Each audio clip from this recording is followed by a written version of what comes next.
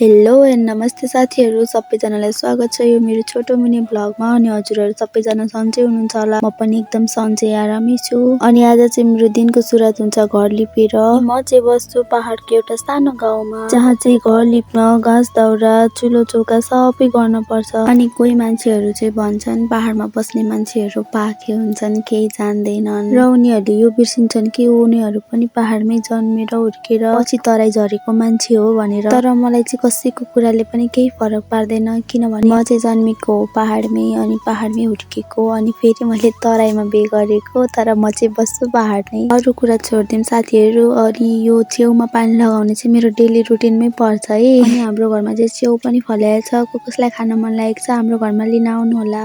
अनि मेरो आजको ब्लग चाहिँ सकिन लाग्यो। अनि सबैजनालाई धेरै धेरै धन्यवाद यहाँसम्म मेरो मिनी ब्लग हेरिदिनु भएकोमा। बाई बाई सबैजनालाई।